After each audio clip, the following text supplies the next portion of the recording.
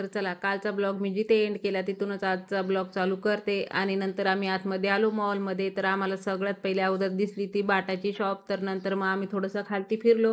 आणि इथे येण्यामागचं हेच कारण आहे, कारण इथे रुद्रला जास्त यायचं होतं. फिरायला तर भेटतं, पण इथे गेम वगैरे पण वेगवेगळे खेळायला भेटतात. तर म्हणलं बाहेरच जायचंय तर मुलांना घेऊन जायचं, मग मुलांच्या आवडीनुसारच फिरायला पाहिजे.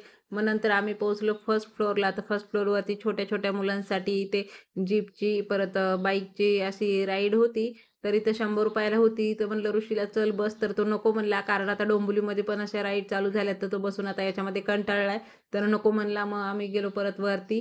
तर असं बघत बघत वरती गेलो तर झुडिओ वगैरे बरंच काय काय होतं. आणि आमच्या पुढे हे दोघे जण भाऊ धावत होते, कारण इथं फर्स्ट क्रायवाल्यांचे पण काही प्रोडक्ट ठेवलेले होते. आणि ऋषीला वाटलं तिथं गाडी वगैरे काय, तर न्यू बॉर्न बेबीसाठी तिथे सगळं सामान वगैरे होतं. तर रुद्रने त्याला आतमध्ये नेलं नाही, दुसरीकडेच घेऊन गेला तो त्याला.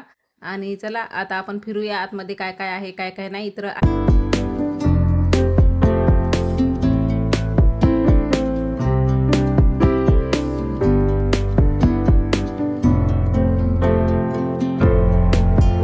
आणि नंतर मग आम्ही वरती आलो. गेम शोधत होता रुद्र कुठे आहेत कुठे नाही. तर आणि नंतर आम्ही 4थ्या फ्लोअरला आलो आणि तिथं पूर्ण असे गेमच गेम आहेत. तर रुद्र बरोबर ऋषीला पण खरंच खूप खुशी झाली हे गेम सगळे बघून. त्याने ते हे सगळे टीव्ही मध्येच बघितलेले होते.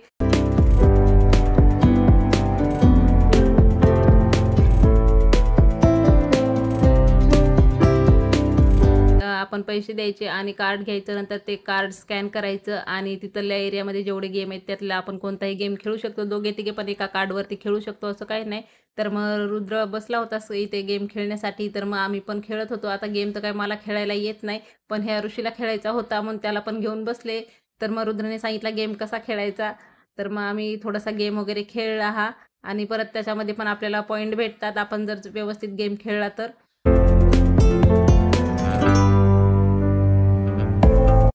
परत आम्ही पुढे निघालो कोणते गेम आहेत कोणते नाही बघण्यासाठी. तर रुद्र सांगत होता मम्मी हा असा खेळायचा आहे नाही असं होतं. आणि नंतर परत आलो तर रुद्रला हा परत व्हिडिओ गेम खेळायचा होता. तर मग इथे येऊन बसलो तर इथे रुद्र एकटाच खेळत होता. आणि ऋषीला तर काही खेळता येत नाही, पण तो असा स्टेरिंग फिरवत होता, रिकामी होती चेअर तर.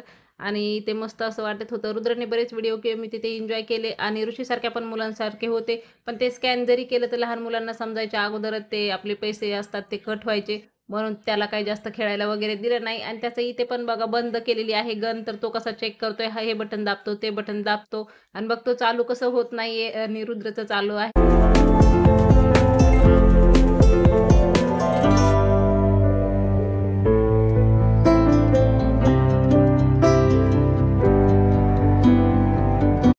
आणि ते असे खूप सारे वेगवेगळे गेम होते. थोडंसं आम्ही तिथे फिरलो वगैरे सगळीकडे आणि नंतर निघालो घरी. घरी जाण्यासाठी आता म्हणलं चला दिवस असताना लवकर घरी गेलेलं बरं, पाऊस वगैरे काही नव्हता. तर मग आम्ही जात होतो तर मध्येच असं ट्रॅफिक वगैरे थोडंसं लागलं, कारण संध्याकाळची वेळ होत आलेली होती आणि मोबाईलचं कव्हर पण खराब झालेलं होतं. तर येता येता एक कव्हर पण घेतलं. आणि किती जरी आपण फिरलो ना तरी डोंबिवली ईस्टचं जे मार्केट आहे ते खरंच खूप भारी आहे.